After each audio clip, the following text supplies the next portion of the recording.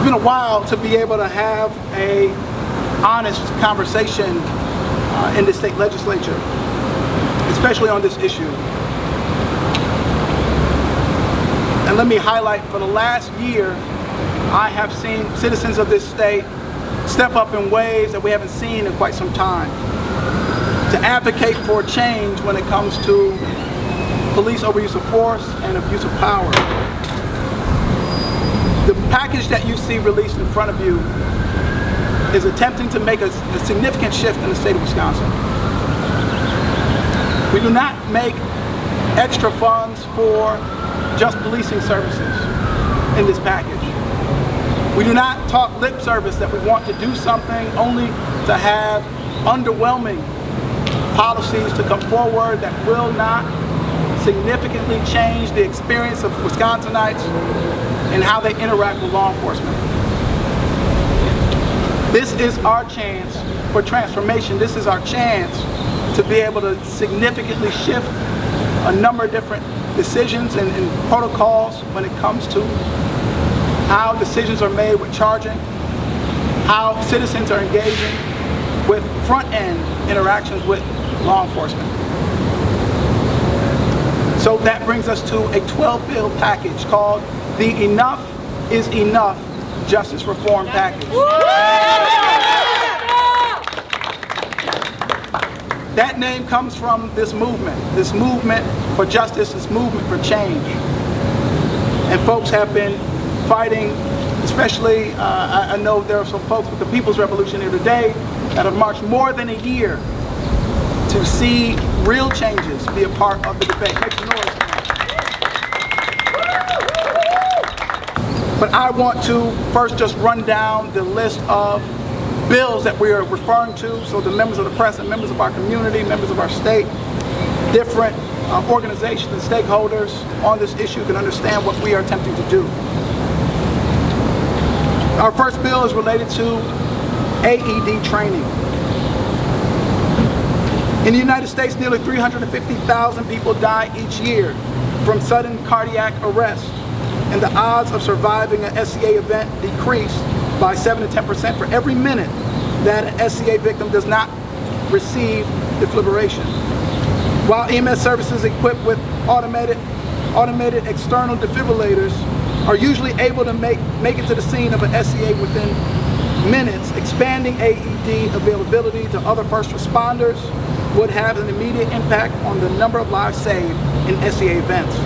Real-world examples bear this out. 20 jurisdictions across this country have issued AEDs to police officers, directly saving hundreds of lives, including in the state of New York.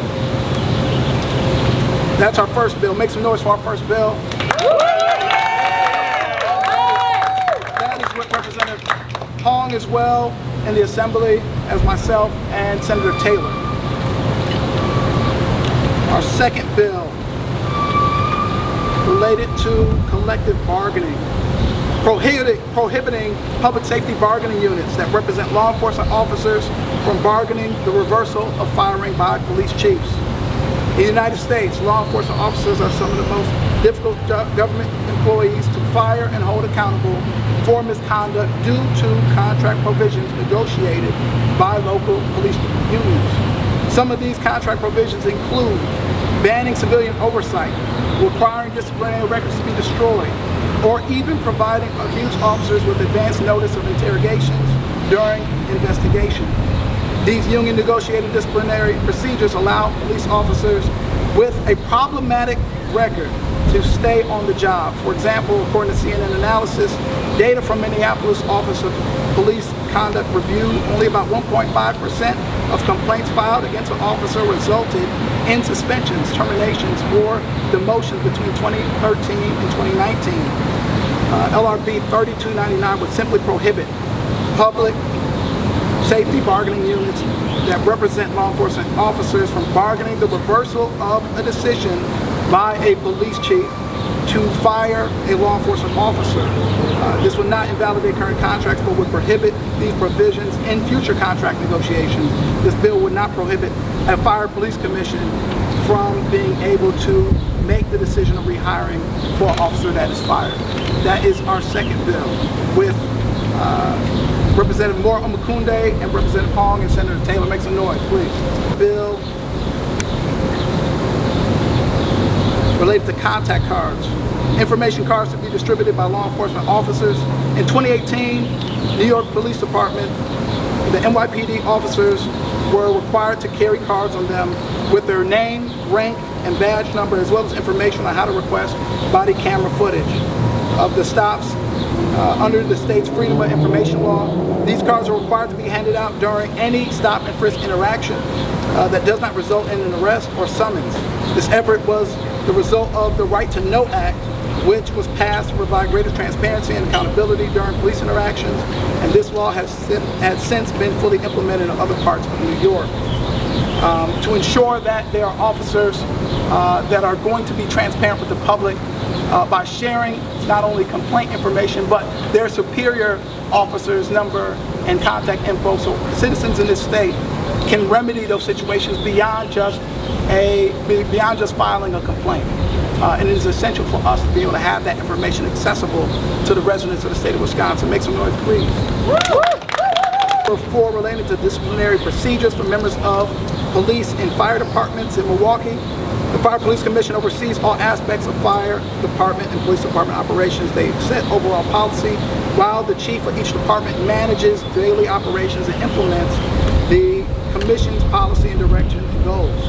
One of the functions of the FPC is a citizen oversight of disciplinary decisions initiated by the police chief. The board then takes a majority vote to uphold disciplinary decisions by the police chief. This bill would require that any vote by the FPC to overrule a disciplinary decision of a police chief would need a 2/3 supermajority vote, and protecting the decision of a chief to make it harder for a chief's decision to be reversed. Please make some noise for that one too. Representative Bowen, Hong, and Senator Agard. It is a change in how investigations of police officer deaths are handled. In 2014, Act 384 was signed into law, which requires law enforcement agencies to bring 2 outside investigators when an officer-involved death occurs. Though these independent investigators cannot be employed by the agency they are investigating, there is no statutory prohibition regarding immediate past employment or the employment of family members. It is about a conflict of interest in this bill. Lead investigators who have a long and recent history of employment at an agency they are now investigating compromises the impartiality established by the law and could compromise the independence of the investigation. It is important that we have transparency when it comes to those who are conducting investigations in a police-involved shooting, and there have definitely been calls for transparency and accountability from this movement. Make some noise for that one as well. With Representative Bowen, Hong, Senators Johnson and Larson, persecuting decisions following deaths of involved law enforcement officers. In 2014, again, Wisconsin Act 384 was signed into law, which requires law enforcement agencies to bring 2 outside investigators when an officer-involved death occurs. Under current law, the investigator charged with conducting the investigation is required, and officer-involved death must provide their report to the district attorney in the county where the death occurred, who then determines whether to issue criminal charges towards the law enforcement officer involved. District attorneys typically work daily with law enforcement in and examining evidence, bringing charges, and prosecuting cases. To do their jobs, district attorneys routinely develop close working relationships with law enforcement. To avoid any actual or perceived bias and to maintain as much independence in the process as possible, LRB 2841 simply requires that the district attorney provide the report of an officer-involved death to a special prosecutor appointed by the court, and that special prosecutor must make the decision to determine on persecuting that officer. Make some noise for that. Representative Bowen, Hong, and Senator Larson grants for law enforcement officers to use risk assessment arresting tools prior to making an arrest. LRB 2842 would create a grant program by the DOJ for law enforcement agencies to incorporate a pre-arrest risk assessment tool in their arrest practices. In order to receive these grants, law enforcement agencies must identify an evidence-based risk assessment tool and that its law enforcement officers will use to determine whether a person should be arrested for a crime. This would save the life of Sandra Bland. This would save the life of Dontre Hamilton. This would save the life of Jake Anderson, individuals who weren't committing any egregious criminal behavior, but it would allow them to be treated with dignity, and if a violation has occurred, they can receive their consequence of a ticket, their consequence of talking to in a letter that can be communicated to them through the mail. We do not need to exaggerate the arresting of citizens in the state of Wisconsin, especially if they're sleeping in a park, especially if they didn't use their turning signal to change lanes. And that is a significant shift in how we operate in pre-arresting right now. Keisha Myers, Representative Hong, Senator Johnson, law enforcement agency policies on the use of force. We want on state statute to reflect the directive to every law enforcement officer that the primary duty of all members of law enforcement is to preserve the life of all individuals. We wanted specifically to say deadly force should only be used as a last resort. We wanted specifically to say that officers should use skills, tactics that minimize the likelihood that force will become necessary, including de-escalation tactics. If officers must use physical force, it should be the least amount of force necessary to safely address that situation, and officers shall take responsible action to stop or prevent any unreasonable force by their colleagues. A significant shift in how we operate in the state of Wisconsin right now. One of the bills is just to direct DOJ to report annually the use of force incidents that are happening and to report demographic information. That's Representative Bowen, Hong, and Johnson. Another bill, and one of the second to last, law enforcement training on use of force options for de-escalation training, requiring a mandatory 8 hours and reimbursing the training to ensure that it is accepted across the state of Wisconsin. Another bill, that's Bowen, Hong, Myers, Johnson, and Larson. Bowen, Hong, and Larson, violence prevention grants, providing $3.2 million in the state of Wisconsin for the Department of Health and Human Services to give those resources to municipalities, not to law enforcement agencies, for violence prevention initiatives on a regular annual basis, so that violence can be prevented in our communities all across our state, out of the model of the City of Milwaukee's Office of Violence Prevention. And lastly, the Philando-Castile Act, banning warrior-style training in the state of Wisconsin for law enforcement officers. It is the same training that gets officers in our state or across the country to believe that they are in always life or death situations, and that their responsibility is not to serve but to harm individuals in our community. And that training is very detrimental to the development and well-being of our officers in our community. So banning that type of training in the state of Wisconsin is necessary for us to take a stand and to put our flag in the sand of what we believe. That lists all of our bills, and our co-sponsors on our last one was Bowen, Hong, and Taylor, and Brustoff. And I also want to recognize the other state reps that are here, Representative Hong, so she can give her perspective on these bills. And then we'll go to some of the community organizations and those who even were a part of the same task force that had 7 bills come out of it that are now being debated, now made it out of committee. This package does not go over too much of what the task force has already done. We're building on top of what they have already done. We want to take the ball further, and we want to ensure that we are talking about a holistic conversation and approach on reform in the state of Wisconsin. Thank you so much. Good afternoon, everybody. My name is Samba Balde. I represent Assembly District 48, which is the far east side and the northern side of the city of Madison. So I have not prepared talking points, but I just want to say thank you to my fellow representative here for these excellent bills. You know, the country has been struggling for over 400 years with police brutality and all the injustices that come with it.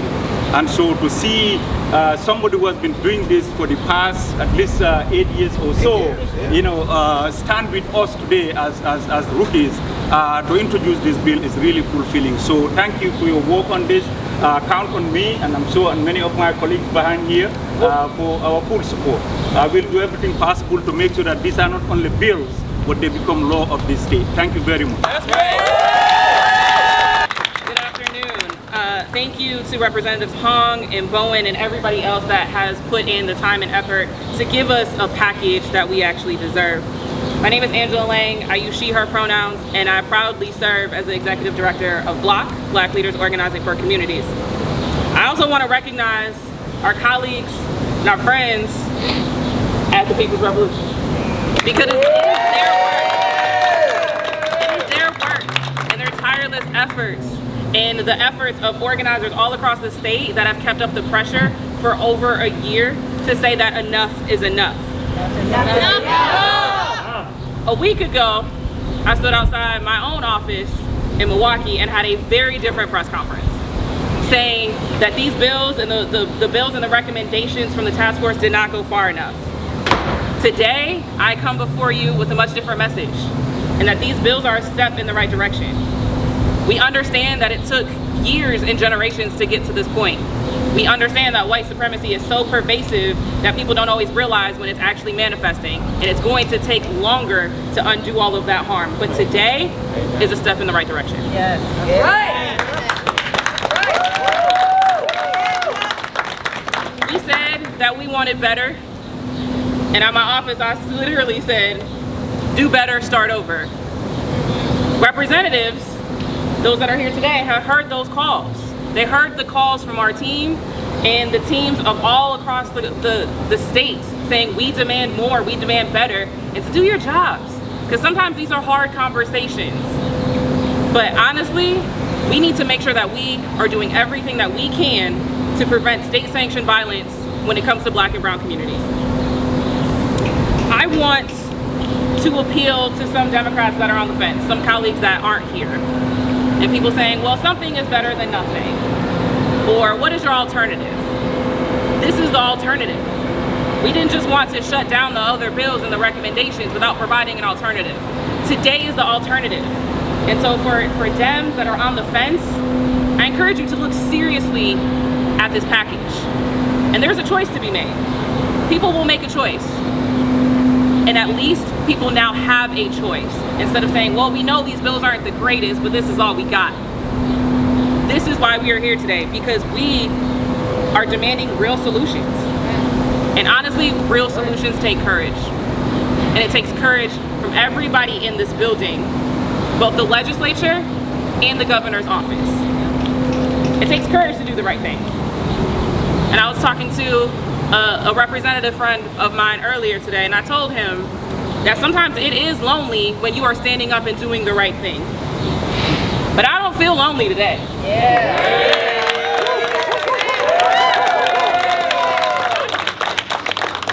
And honestly, there's more where this came from. Yes. My team was not able to be here today because they're in the training, but they gave me their blessing to go and represent them here today. But there is more where this comes from.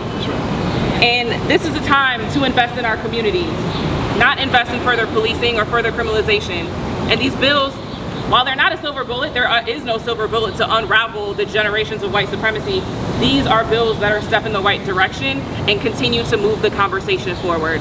So I'm very honored to be here amongst my friends and my colleagues to say enough is enough. Enough is enough! Enough is enough! Enough is enough! Enough is enough! Enough is enough! First, I want to thank everybody for being here, for the representatives who showed up today. I want to applaud Representative David Bowen for his courage. I want to thank him for his fight, for the ups and downs that he's been through, and his resilience. I served on the task force as a member of Milwaukee, Wisconsin, as an activist and community member. All the demands of the community were presented to all of the members on the task force. Unfortunately, for some reason, we allow those who we are trying to hold accountable to determine the level of accountability that they will be held to. Racism at its finest. After 9 months, we gave birth to a stillborn baby. And if you will excuse my language, these piss poor bills do not meet the desires of this community. Right. Say that. I stand with the community. My loyalty is with the community, with my family, with my child, and I will not settle for nothing. Yeah. I will not settle for scraps. That's right. That's right. We spent a lot of time at that table having deep conversations. Conversations that were not welcome. That made people uncomfortable. Law enforcement uneasy. In the beginning of this meeting, I let them know we don't care if it's a Republican or a Democrat. Our people are dying at a genocide rate. We need somebody to step up. What I tried to understand is why the people we voted for weren't the ones with the pressure on them to bring the change that we desired. But I'm so glad that the people that my community votes for stepped up with courage. I'm hoping that constituents and others, everybody in this house, will see the privilege and racism within themselves that causes them to not want to step in a direction of change. A saying that I have is change the laws, or the laws will change me. And today you see how the laws are changing us, because we are stepping in the direction to fight, to let whatever party know, Republican Party, law enforcement, your power is not greater than the power of the people. That's right. That's right. Also, your power is not greater than the power of God. And He is tired of us being treated in the way that we are being treated. That's right. So if we have to go another 365 days in this fight for a package, we will do it. That's right. That's right.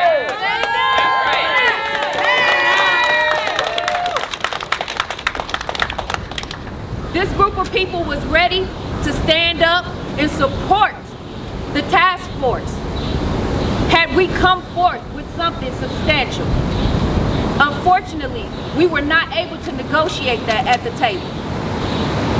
And if I'm not invited to another table, if we're not invited to another table, we'll just turn it over. That's right. Because when we say enough is enough, we mean enough is enough. Enough is enough. Enough is enough. Enough is enough. Thank you. Ahmed, she gave some testimony to the Criminal Justice Public Safety Committee that I serve on, and was abruptly cut off from finishing her testimony. I want to allow her to get all the time, reclaim all of her time. That's right. Here today. That's right.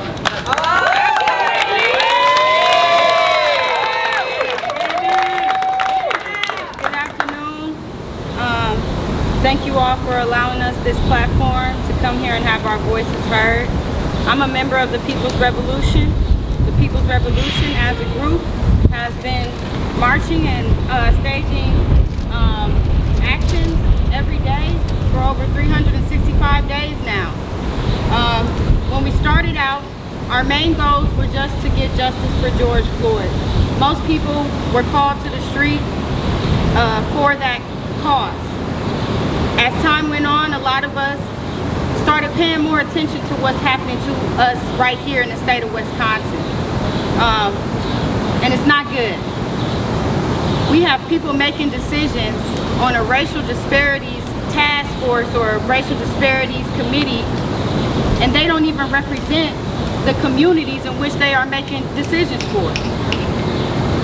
I was gavelled out by a white male. As a black woman, speaking on my own experience and the experience of the people and what they are asking for this government to do. Wisconsin deserves a government that serves all people. That's right. We deserve laws that serve all people. We have a desperate need for change within our law enforcement. And the changes that were brought to the table by this task force are not cutting it. We have a very specific list of demands, and it's plain English. It's plain language. There's no confusion in that. If we say ban chokeholds, we don't mean sometimes y'all can use them. We mean ban them all the way. If we say de-escalation training, that doesn't mean that y'all can collect data and then decide. That's right. We need this now. We've waited all this time. We're not gonna wait anymore. That's right. So I want to send a big, huge thank you to David Bowen. David Bowen has worked so hard and has listened to us more than anyone else. He's heard us. He's seen the abuses that we've experienced. And what better person than to author in and bring in the real change than the one who is coming straight from the people. That's right. Right. Yeah. The bills that David Bowen and the rest of the authors who worked on these bills, these are what we want. That's right. These are what we want. There should be no confusion. Because the way things are now, it's affecting us, black and brown people in this community. Our lives matter. That's right. Our existence matters. And the sooner the state of Wisconsin realizes that, the better off we will be. Nobody else has to die. Nobody else has to be injured. Even police officers are being killed during no-knock warrants. Why? The unnecessary loss of life needs to stop today. With these new bills that are being presented today, we can take that step in that direction. Thank y'all so much. Long live the revolution and power to the people. That's right.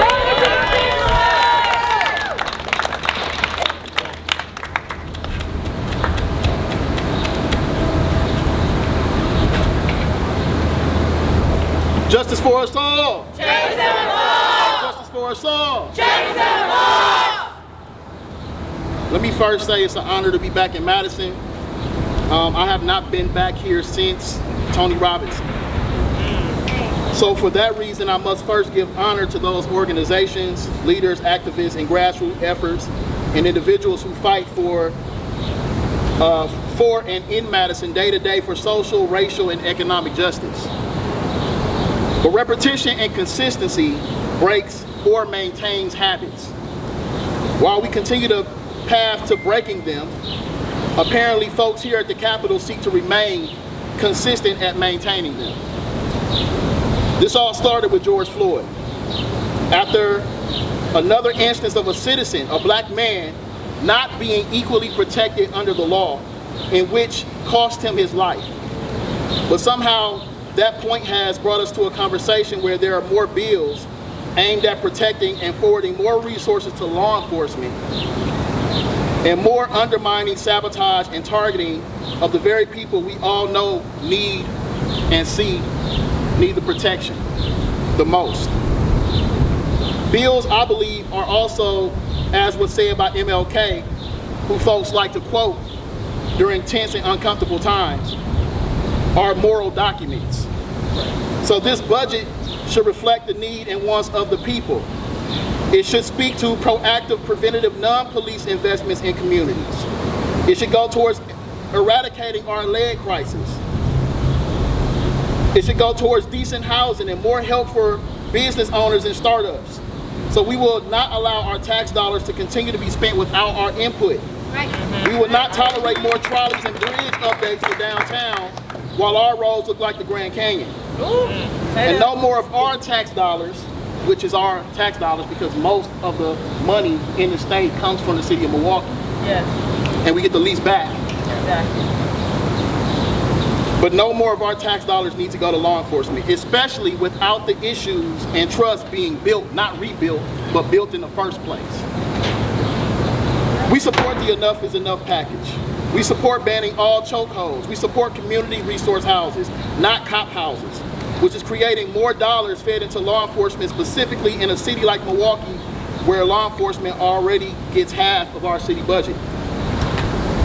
So myself, the Community Task Force, the People's Revolution, these other leaders, electeds, and others stand in unison and on the right side of history, saying the laws we demanded needed change since day one need to be changed. Yeah. Make the investments that benefit the people, the everyday people, so that we do not need police and prisons on the back end.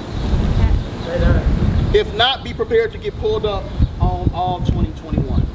And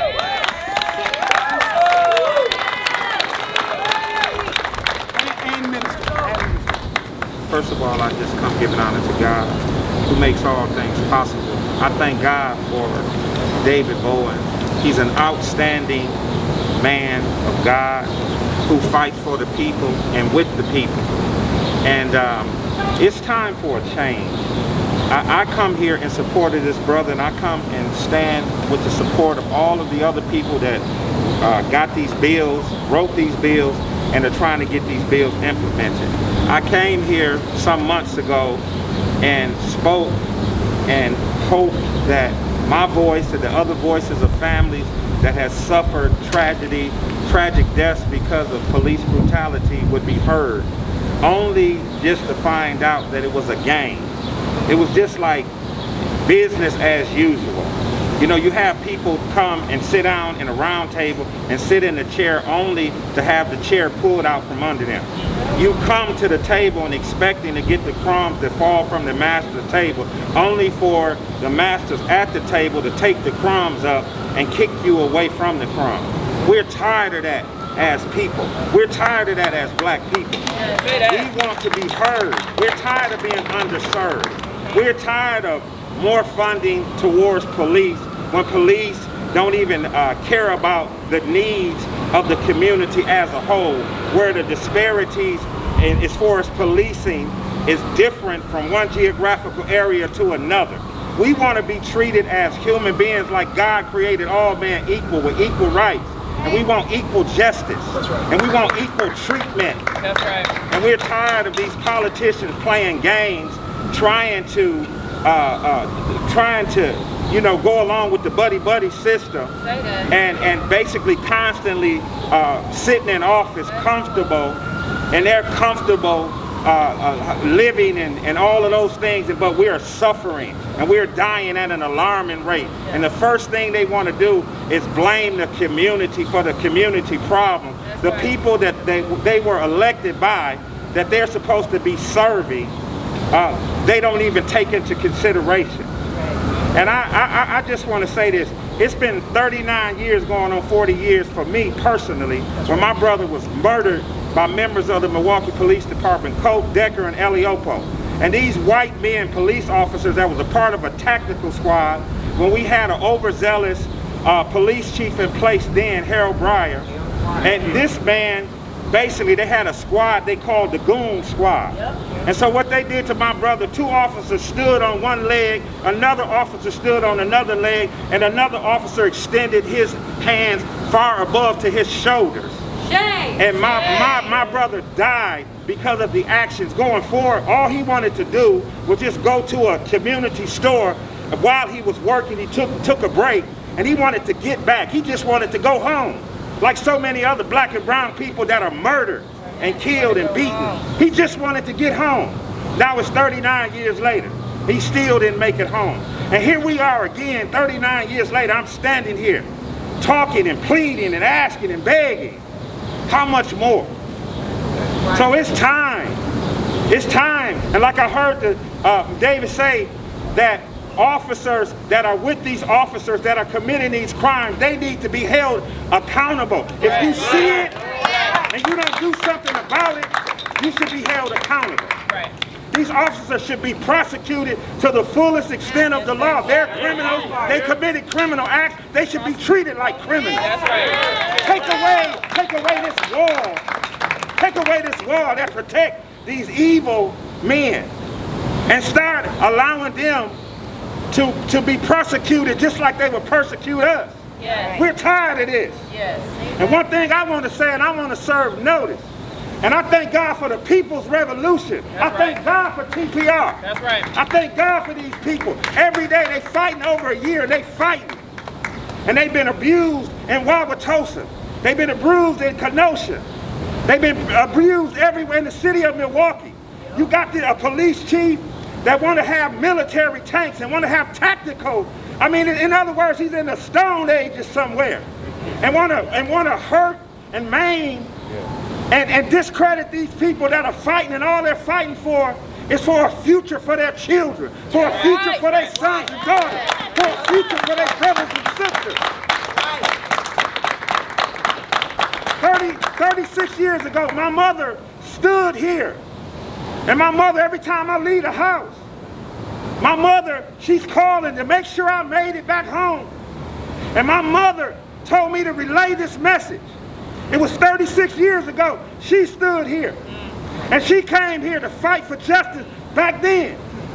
And they had a law called the Lacey Law. And then after that law, I heard Howard Fuller say after Smith was in a police car, and they didn't give that man, render him first aid, he said he couldn't breathe. And I heard Howard Fuller say that sometimes he even questioned, why am I fighting? Because I fought for things and we get it in place, and then when we get it in place, they still don't adhere to it. Yeah. But my mother said these words to me today. You tell those people that God is watching all of us from a distance. Right. And you may get by, but you won't get away. Right. Be not deceived. God is not mocked. For whatsoever a man soweth, that shall he also reap. Yes. Right. So the judgment of God is against these men and women that are abusing the people and trying to silence their voice. Look at in Wauwatosa. What a joke. What they do is they have a black homicidal maniac. Yes. Killing black and brown people. Yes. And what you do, you promote him. Yep. You give him a better job. Yep. You give him more money. And you send him somewhere else. And then the police chief had the audacity to say he was a fine cop. No. In what world? In what universe? No. Racist universe. But I just want to say this as I stand back. I thank God Almighty. I thank God for these brave men and women here today that are in this building, that are fighting, that are able to be touched by the feel of every one of our infirmity and care, truly care. Because I'm telling you that this race is not given to the swift, neither is the battle to the strong. But this race is given to those that won't give up, that keep on fighting and keep pressing.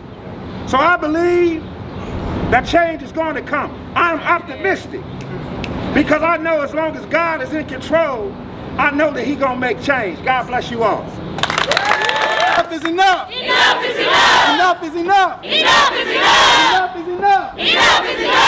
Enough is enough. Enough is enough. Enough is enough. Enough is enough. Members of the public, of the media, Speaker Voss, Rep Steineke, every member of this legislature, enough is enough. That's right. Stop exploiting our pain. That's right. Stop exploiting our death. Stop exploiting the chance for us to take this state into a new direction, into a new future. We can make that change, but they must be honest and recognize the calls from people from our community, from all across the state. It is not just in the corner of one or in one city. It is all across this state. People have come together, multiracial coalitions of people, multi-generational coalitions of people. People are coming together and they are saying enough is enough. Enough is enough. So let's get this done. Let's actually take this serious. Let's actually allow every single one of these bills and the Republican bills, let them all get a vote. Let them all get a hearing. Let's debate them on the merits. And let's stop the infighting. Let's stop the nonsense that's getting in the way of actually saving lives. That's right.